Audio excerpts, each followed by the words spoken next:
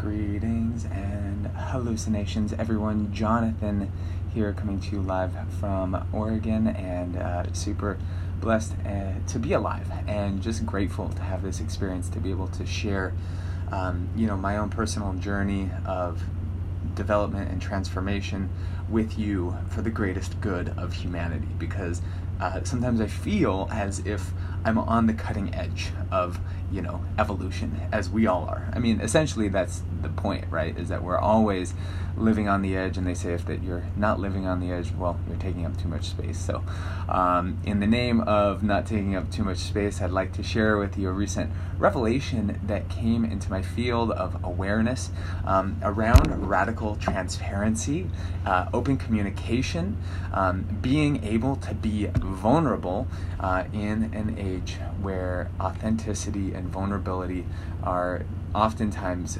getting quieted by fake news, mass media, and fear campaigns. If you haven't watched the movie The Great Hack yet, it's essentially about how we are being manipulated by marketing campaigns due to the availability of our data online for free. And so essentially it's like we are putting ourselves out there, right? We're putting ourselves out into the world. We're saying, hey world, this is who I am.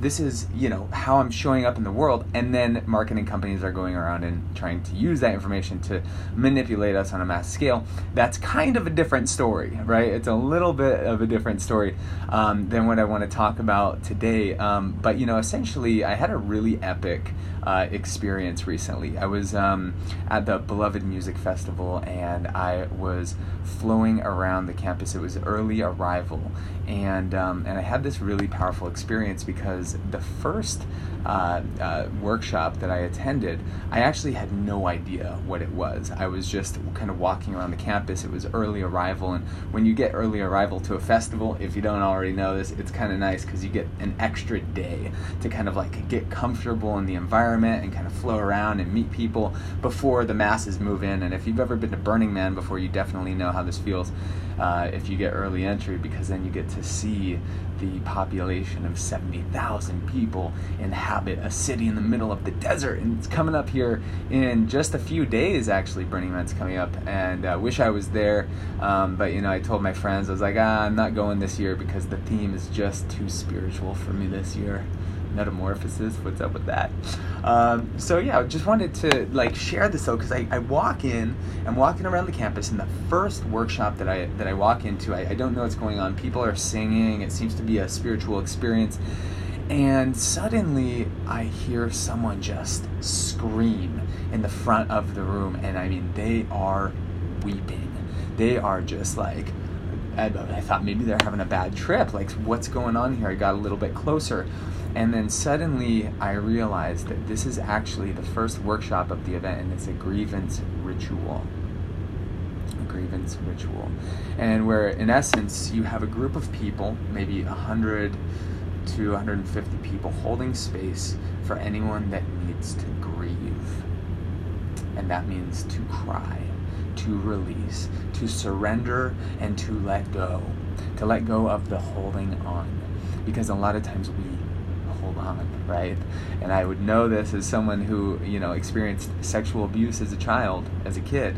I held on for many years. I hold on to the story and the pain and the shame around all of that, right?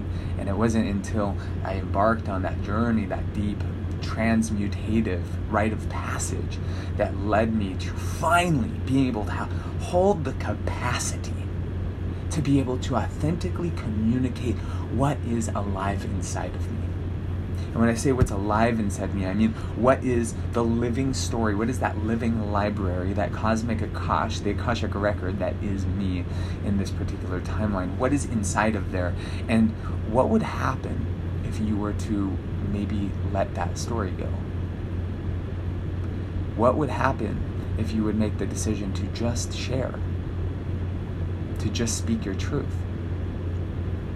And essentially, that is what we do also at the Ecstatic Awakening retreat that's coming up in a couple weeks in Spain, where we learn the art and the practice of deep, authentic communication.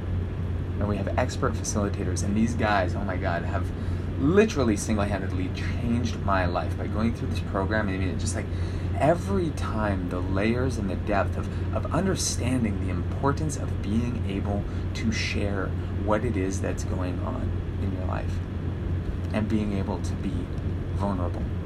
And I want to resurface and represence the definition of vulnerability that I got on Google just now. Vulnerability means susceptible to physical or emotional attack or harm. Whoosh, that does not feel very comfortable. To be susceptible to physical, emotional attack or harm. So why would we want to make that sexy, right? Like, why would we want to go about, making vulnerability sexy? Like, why would we want to be vulnerable if we're suddenly susceptible to a physical, emotional attack? And I believe that this is the old paradigm towards vulnerability, because I know that in many cases, I know for myself, like I was taught like to be a man, right? What does it mean to be a man? To be strong, right? To be hard, to be, just cold, right? Like, no, I'm not soft. I'm not a woman, right? I'm not a woman. So what's the opposite, right? We need to redefine what it means to be vulnerable.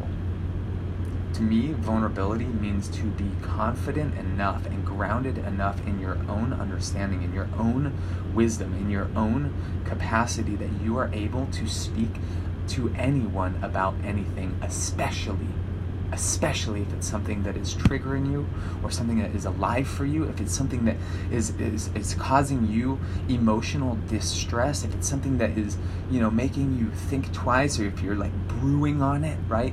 You're lamenting, or maybe you're even like it's festering up inside of you, right? Someone said something to you that triggered you, right? A trigger is like an emotional response that oftentimes happens unconsciously. Trigger, I might say something in this video that you'd be like, oh, that triggers me, right? And then you have an emotional reaction, a flare up of the ego. And the ego's like, I don't like the way he said that word. And you're just like patiently waiting. No, he's gonna resolve it, and then he never did, right? And then I get hater comments, right? That's okay, because haters gonna hate, and it's gonna ain't. As my brother told me when he was 5. So to be susceptible to physical or emotional attack or harm. Now here's the thing though, is that when we're vulnerable, we're opening up our heart. And here's the thing, you guys, yeah, sure, maybe we're susceptible to emotional attack or harm, but here's the thing, most people don't want to harm you. If someone has a good heart, chances are is that they're having the same emotional discoherence. There's a discoherence of your energetic fields. There's something that's out of alignment, and it wants to be brought into alignment, because guess what? When you do, that brings ease, not dis-ease. Right? To just like surrender it into the flow, to be like, hey, you know what, like, brother, hey sister, I just want you to know, like, I care about you so much, and I also have something that is on my heart that I really need to get off of my chest, and I was just wondering if maybe I could share this with you. I want to be vulnerable right now. I want to be totally transparent with you right now. And that's why I titled this video, Authentic Vulnerability in the Age of Radical Transparency. Authentic vulnerability means you fucking mean it. So many of my clients, I'm just like, okay, like, you got stuff like with your mom, right? Like, you got stuff with your dad, you got stuff with, an ex, right? And it's like, well, hey, have you thought about maybe doing some Ho'oponopono? Which essentially means to forgive, which also requires an apology.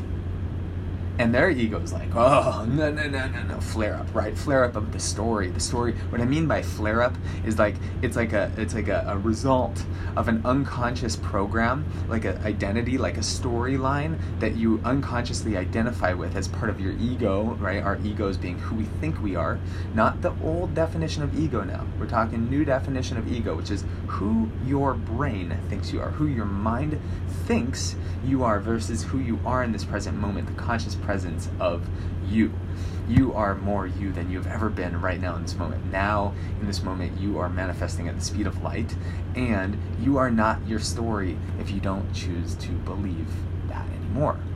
And this is very hard, and this is the leading edge of human evolution.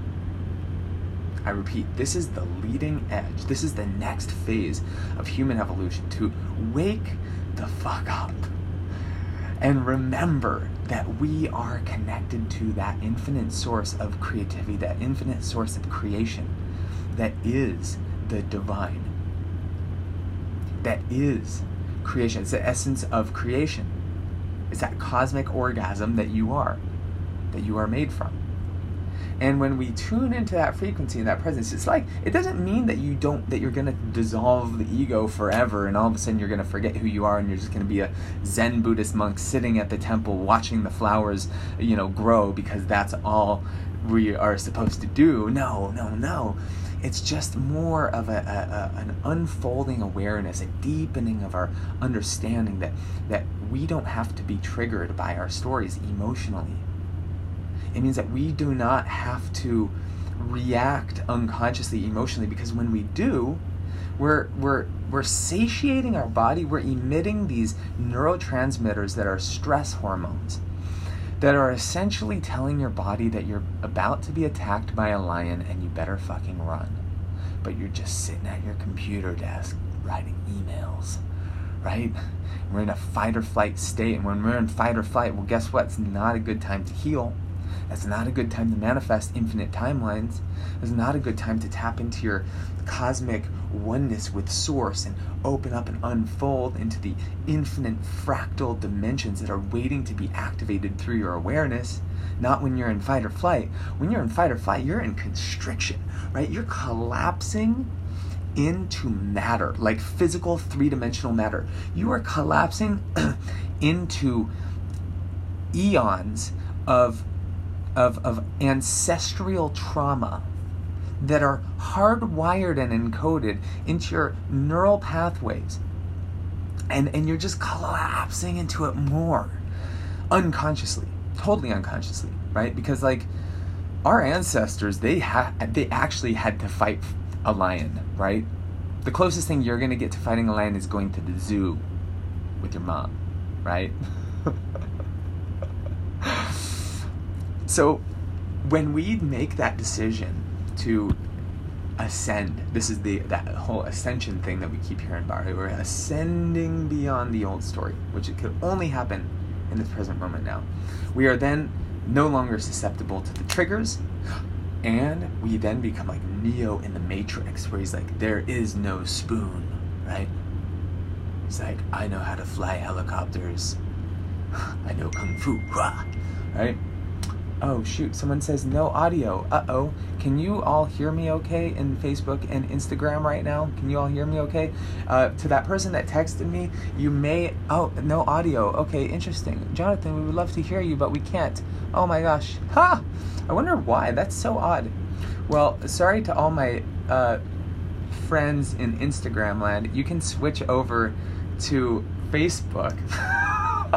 But I love that I've had an equal amount of viewers in Instagram, but just hopefully lip reading, which is good. I will be more eloquent and effective in my lip reading communication. Okay, I'm gonna end Instagram then. That's embarrassing. So instead of having a trigger from that, I'm just gonna go with the flow. Cool. So let's see. So I want to go back to my story. So there I am, witnessing these people at this grievance ritual, crying, and I'm like, whoa! Like suddenly I realized, like, this is a ritual where I have permission to release any grieving that might be encoded inside of me. That where I have full permission to let go in this moment. And so I was like, but I at that point I had done like a little tiny microdose of some psilocybin, right? Like I was just getting like warmed up, like gracefully flowing into the weekend with just like a little fat little stem, right? And I was just like, feeling and sensing and opening up my heart to the community and to this shamanic ritual that we go on in these beautiful cosmic collaborations of these festivals, right? And so Christy says, I can. Good. Yes, that's what I'm talking about. And so I go into this space and I'm like, I don't really have that much to grieve about, like, because I've done so much grieving in my life. I mean, I have grieved for everything. But in this moment, so I was like, you know what, like, maybe there's something in there, right? Like, maybe, like, like, maybe I could do it, right? So I just, like, but I wasn't, like, really hyping it up. Like, I was just more, like, tuning in and, like, meditating. And all of a sudden, I just, like, started to sense into the grievance of the people that were in the room. And I started to actually channel into their energy. And, like, it was this energy just started moving through me. And I was like, whoa, like, it was like, and some tears would come into my eyes. And I wasn't even, like, crying about anything in particular, but suddenly it was like, I would start to cry. And immediately, the moment that someone pops in this grievance ritual at Beloved Music Festival, someone is immediately there to put their hand on your back and comfort you. Oh, right? Don't you wish that that's how it was in reality when you're crying in your room by yourself? Like, someone's just there to comfort you. And that's the whole thing, is that this is the somatic experiencing, they call it. Somatic experiencing is to release the experience, to release the emotion, to have the experience, and to release it, and then to reassess and to re-alchemize and to re-experience it from a higher degree of awareness. Or you could say from a higher frequency. Because when you change your frequency, you change your awareness. Just by changing your awareness, you're changing the electromagnetic field or the electromagnetic signature that you're emitting, right? And so I was able to, just start channeling people. I was, like, crazy. I was like, I wasn't getting attached, like, I wasn't going to attach myself to anyone's energy. I know a lot of empaths, which I'm totally an empath, like, a lot of empaths identify with, like, oh, I take on other people's energy, right? And I'm like, okay, well, how long have you been believing in that? Like, how long have you affirmed that affirmation into your daily practice of affirmations, right? It's like, no, I'm a clear conduit. I'm a channel for Source to give rise through. I'm a channel for Source to create through. I'm a channel for Source to become into greater forms, to higher degrees of order, to more syntropy and organization. So I started to just open up this channel, and there was a few times where I was able to weep and I'm not going to actually do it on the camera here. I mean, this is all about radical vulnerability, but, like, no, not right now. So I just, like, had this beautiful moment. Then I just, like, I started to, like, realize that, whoa, I was actually channeling other people's grief. And it was a really beautiful experience. It was as if I was channeling that experience. I was channeling it for the whole world. And as I went deeper into this journey of the medicine and the journey of the community and the journey of the storylines that unfolded before me, it was like I was suddenly, like, the channel of grievance had opened, and I was just having these waves of emotion that would kind of roll through me, these revelations. And it felt so beautiful, and I reflected on it in that moment as I went deeper and deeper and deeper into the journey. And I just started to realize, wow, I have done so much of this radical vulnerability work, this radical communication work, that I've gotten to the point to where I'm actually able to be a clear channel for that energy to flow through. And that is my hope for you. My hope for you is that from this moment forward, you can become a vessel for radical transparency, authenticity, and vulnerability. To truly mean what it is that you're speaking, to say, you know what, like, hey, I just want you to know, like, I know that, like, I was righteous in what happened. Like, I know that I still feel, like, my ego feels like it was right in what I said, but I want you to know that I'm sorry for what happened. I'm sorry for the miscommunication, and I just want to, clear the air between us, because you know what? I would much rather clear the karmic energy and the energetic frequency between me and someone versus holding on to that frequency, because guess what? The more that you hold on to that, the more you drink the poison, you say, right? The more that you hold on to, old resentment, you're just like holding on to the resentment. And that's where you get to the point where you finally, like, when you have the revelation, like when you really get this, you say, you know what, I'm going to pick up the phone. I'm going to start making those phone calls. And one by one, it's exactly what I did. Christy says, I have applied and invested abundantly in myself, and my sad narrative constantly waiting for me, moments of ease. Beautiful. Thank you, Mike. I like these wife's words. And like, honestly, you guys, like, this is my life's work, right? Because when I finally worked up the courage, when I finally trained myself enough to be able to tell my parents that I was sexually abused as a kid, that is when I finally eventually got to the point where I embodied the capacity to even call my perpetrator, and had done enough work as a shaman and as a practitioner, as a metaphysician and a creator, to be able to hold space for me and him to have a ceremony over the phone, to be able to cut the energetic cords to that person. Completely liberated. When you do this liberates timelines, this liberates karma, this liberates energy. You suddenly have more energy flowing through you than you did before, because you're no longer feeding those old energy vampires, right? Those old programs that, if you keep nourishing them with your awareness and your energy, well, you're going to keep making them stronger, right? You're going to be feeding them, because they thrive on the story, and they thrive on your attention, and they thrive on your awareness. And a lot of times we have, these what do you have them in your belly?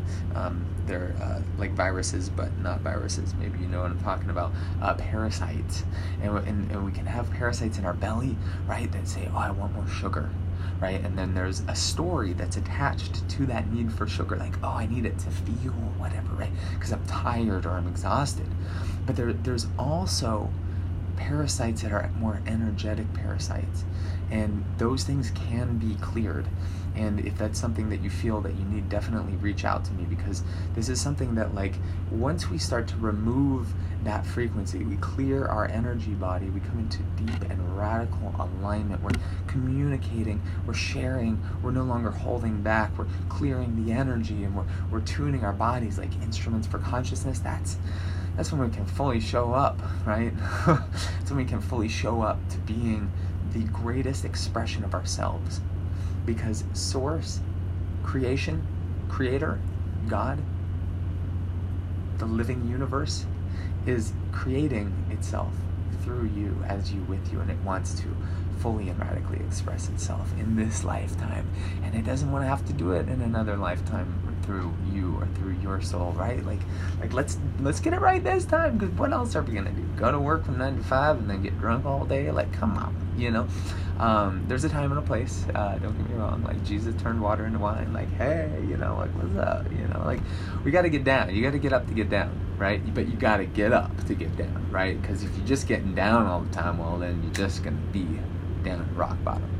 So I hope this serves. I hope this speaks to you guys, because like I feel like it's one of the most important things, and it's part of the culture that I've been really a part of in the recent years of being one of the facilitators at the Ecstatic Awakening Retreat, and falling in love with ecstatic dance as one of my favorite shamanic rituals that happens on a weekly basis in cities around the world. And it's so available and so awesome and so healing and freeing and liberating and energizing and activating, just like all the good things that you could possibly get. Part of the ecstatic dance culture is radical transparency, and the whole thing is like, there's no talking, so it's body language, and there's no touching unless it's invited. But if you're not invited verbally, well, how are you going to be invited? Well, it's through body language, and there's a way to read people's energy, to feel into people's energy. And from that came contact improv, which is an ecstatic dance style, but it's where you're touching bodies, but you're not touching hands, because there's no ownership there, right? Isn't that cool? It's like, it was built, it came from that culture. And then from that came the new emerging culture, which is radical transparency, which is like this, open ability to share what is really going on, and to not be afraid of what other people are going to hold against you. and to not be afraid that like someone's going to judge you, but rather to just fully show up as who you are, and also to not judge people, but to hold space for them for what they're going through in every moment. This is our job as the evolution of consciousness. This is our job as being part of this global family, this one human family, as our beloved Martin Luther King always talked about. He would talk about creating the beloved community. And that's what we created at Beloved Music Festival last weekend, and that's what we created at the Ecstatic Awakening Retreat happening in Spain, the 1st until the 8th of September, and we have a few spaces open still. If you're interested, please reach out to me if you're interested, and would love to share more with you about that experience. If you're in Portland or in the Pacific Northwest, I would love to invite you this weekend to an event we're doing called Biohacking and Future Mapping for Leaders and Luminaries. Biohacking is essentially taking full ownership of your neurobiology, of your epigenetic expression, of your neural programs, your unconscious programs, your consciousness, and essentially tuning your body as an instrument for the evolution of consciousness.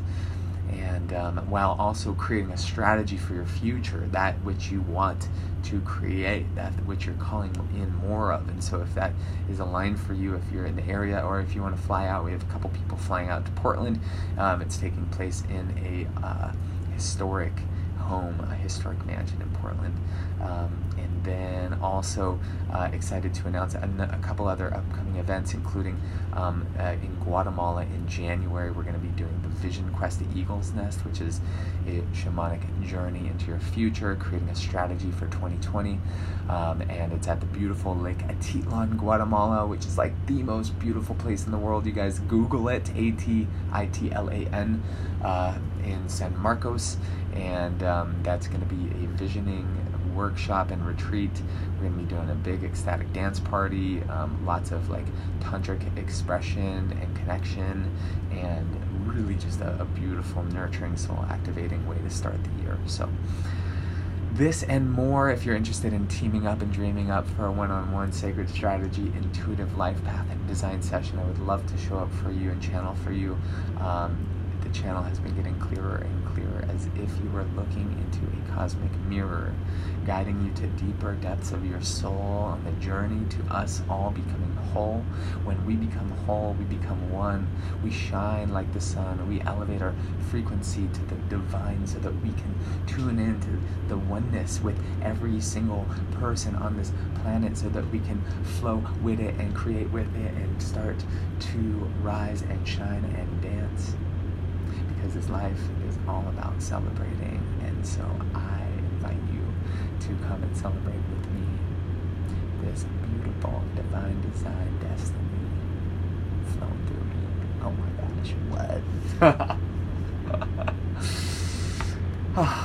Coming to you guys live in the flow, sending you all the love and the whole